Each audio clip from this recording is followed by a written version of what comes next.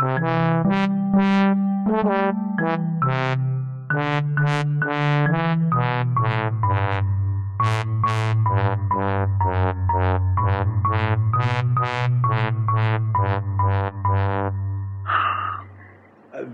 yes, hello, good morning, yes. Oh, hi Michael, how are you? Yes, I'm well, how are you? Oh, yeah, good. I'm sort of adapting. Yes. I'm adapting to life out of the house. I did find somewhere to live. Yes. Which was really good. It's worked out really well, but I am sort of struggling with the whole, living outside of, I've got no furniture and stuff. But Inheritance Guy had an apartment in the city that was just, he's got a bunch of those. And he said I could live in one of them, so I just chose one randomly, and I'm sort of living in that. It's a penthouse, actually. It's big. It's a big sort of empty space, views over the city. Nice. Very lovely, nice. Very but nice. I've just got no furniture. I've just got a mattress on the floor, and so it's unusual. Well, look, I'm glad to hear that you've sorted yourself out. Look, a penthouse overlooking the city doesn't sound like the worst of breaks.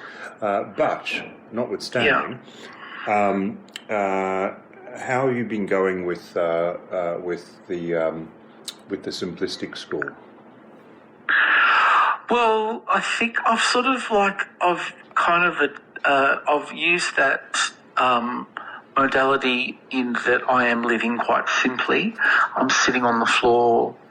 I don't have a fridge, so I'm sort of like buying, like everything's quite simplified. Mm-hmm. A lot of the things that we take for granted, I don't have. So all that protesting against long life milk, well, that's just gone out the window, really, hasn't it? We ended up getting fresh milk deliveries. It's farm to table now.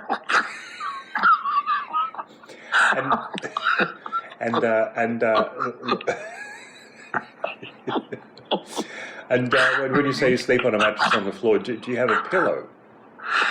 No, I've got to purchase one of those. Yeah. I don't know where to purchase it from. Are there like pillow shops? Yeah, you just go to like a department store and they'll sell you a pillow.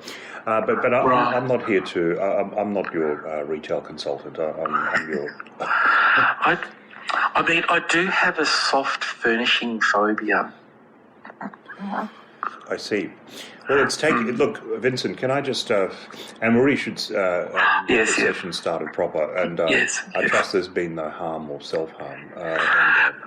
No harm, self-harm. No, good. But I just want to point out, and we talked about, some sessions ago, we talked about the doorknob moment, and this is luckily not one of those doorknob moments. But it's taken you such a long time to disclose that you have a soft furnishings phobia. Yes, well, I see cushions and I kind of start trembling, and even like throws for the couch, I can't deal with it, and I think that's been part of the problem with my partner. She loves her soft furnishings, and that's probably been a bone of contention. Is there a lot of soft furnishings in your house? Is that? Yes, we have an abundance of it. In my I really creeps me out. Because there's pillows and fluffy things, and I sort of like I like a hard surface. Interesting. Yeah, you do. Yeah. Well, with those shoes that your partner described, obviously they wouldn't work well on carpets. But yes, not a shag pile. Yeah, I'm not good on a shag pile. That's right. But otherwise, just in terms of so no harm, self-harm, so that's good. So moving on. But how long do you plan to stay in this arrangement? Have you firmed things up a little bit, or is it? Well, my partner's saying 6 months. Oh, last time it was 3, so she's extended it. She's extended it, and I haven't been able to get through. So she's been very busy. She's been, on business trips. So I'm just I'm floundering, actually. I'm floundering because I don't know what to do. I've just settled into this penthouse, and I don't know whether to buy furniture, how long I'm there. I mean, I'm going to be there for 6 months. Well, that's it. And like I said, I'm not your sort of retail consultant or anything like that. But if you're going to be there for 6 months, you're going to need more than a mattress. You're going to need at least a pillow, if we ever decide to go back to Freudian, you may need a couch. But look, we can burn those bridges when we come to them. So it doesn't. Yes. Yes. Oh, who would have thought, Michael? Who would have thought after all this time, such an upheaval? I mean, you just seem so balanced, and you seem so settled, and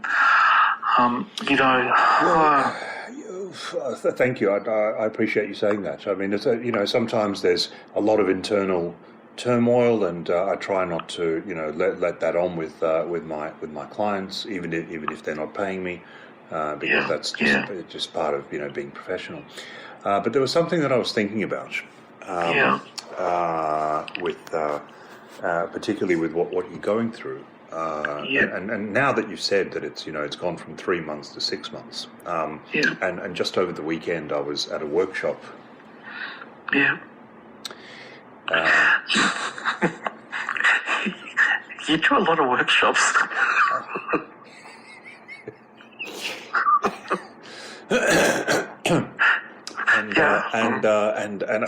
But I'm always thinking about my clients, obviously, because that's yes. Because I'm a semi-professional. Are they tax deductible? What my thoughts? No, the workshop fees. Oh God, no. Oh no. But now that my Airbnb business has taken off, that side of things is no longer a concern, and the fact that you're not paying me is not really a concern anymore. So I went to this workshop, and there was like it's very very nouveau, very very nouveau. And it's a very kind of it's very exploratory, and it's very I'm not sure what the right word for it, but it's a sort of there's like what's the word for it? It's like when you approach something but you're afraid of it. Scared. Well, yeah, that's one word for it. No. The old word for it is aversion therapy. Oh, okay. Aversion therapy. They used to do it in the old days, where they used to kind of say, well, if you're scared of something, we're going to make you do this, and so it's terrible. Oh, right. That's really, confronting your fears. Confront your fears. Exactly. Right. Okay. Exactly. And so I went to this workshop, and it was this really like cool thing, new thing, which is hasn't really taken off really, and I'm not sure if it ever will, but. It might be worth trying, but it's called the futuristic modality. And so it's a sort of and I thought while you're sort of doing the simplistic in your sort of aesthetic mode while you're shopping for soft furnishings and so forth, although you have an aversion for them. Or hard furnishings, or whatever. But at the very least, you need a pillow. But there's something that I thought maybe, just maybe, you could try, and that's the futuristic, and that is basically confront the future as you see it, and you've got those it's 3 months now, it's 6 months. What is going to happen? and you've got your entrepreneurial projects. And by the way, what are your entrepreneurial projects? Because you had the refrigeration business, and that fell by the wayside, which always made me think of The Sopranos, because they had a concreting business, which was always very suspicious. Yeah, no, I'm sort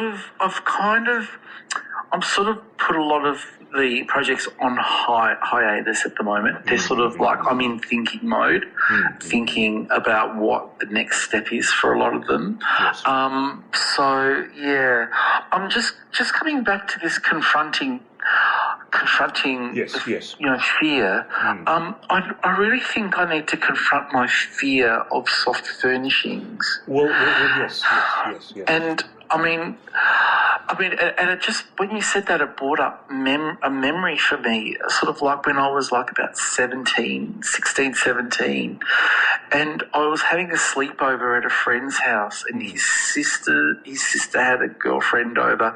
They were a bit older, they were like 18, and I'll never forget it. I was just sort of there, and there was Well, Vincent, I'm really pleased that you're finally disclosing all this information about your phobia of soft furnishings, but I'm afraid our time is up.